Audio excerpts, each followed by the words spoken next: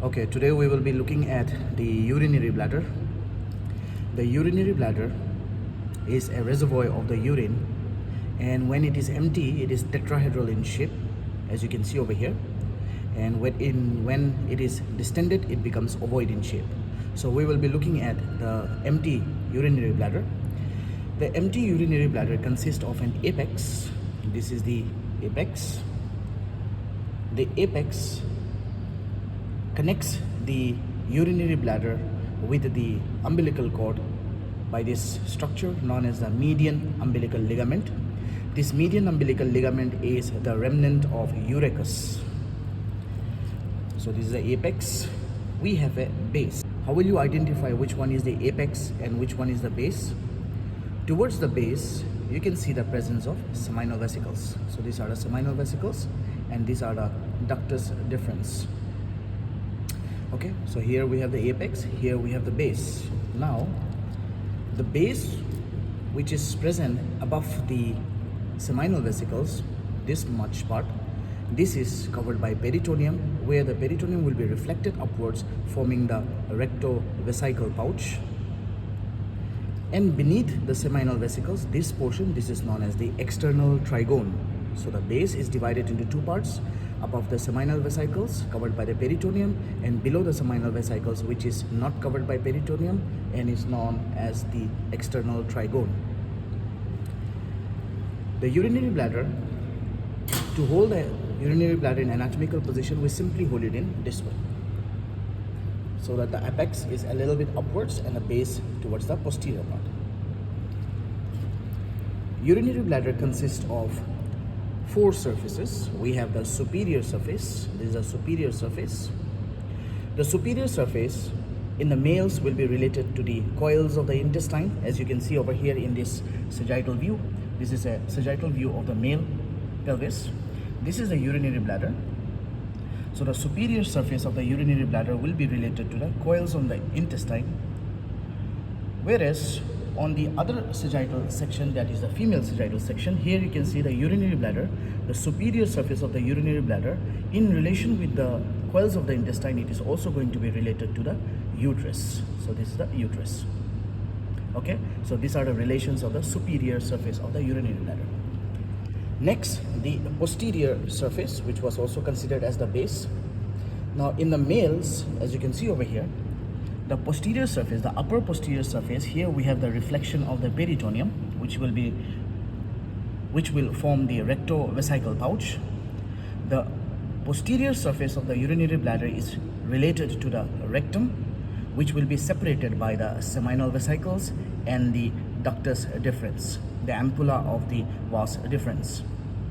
Whereas on the female sagittal section, the posterior surface of the urinary bladder is related to the anterior wall of the vagina and the supravaginal part of the cervix. So these are the posterior relation of the urinary bladder in males and the females. It consists of the superior surface, the inferior surface, and two infralateral surfaces. So these are the two infralateral surfaces. Okay, these two are the two infralateral surfaces.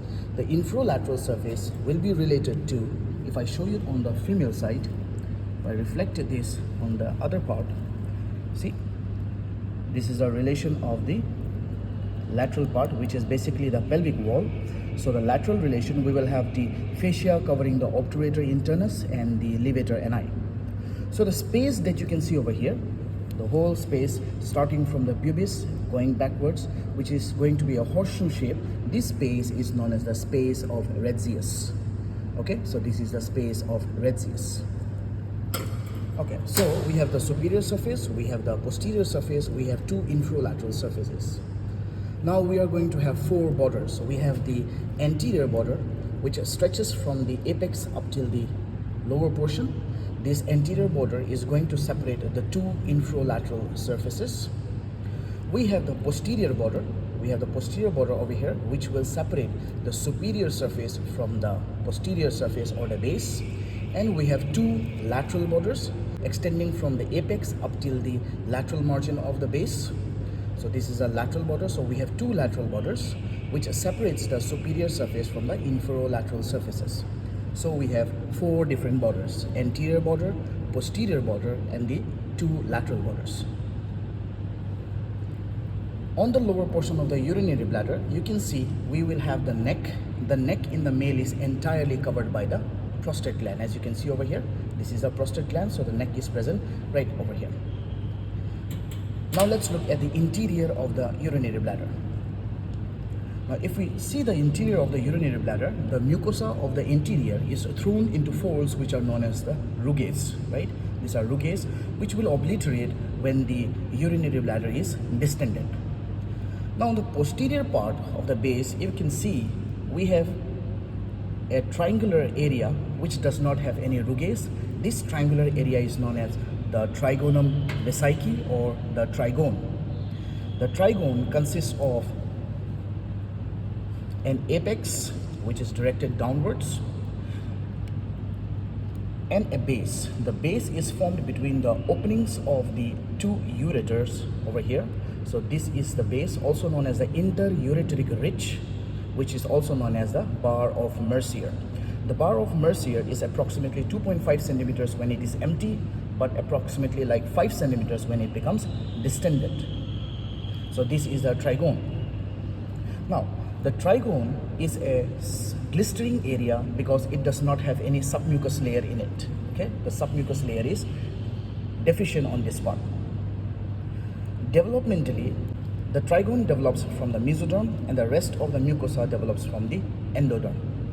So this is all about the urinary bladder.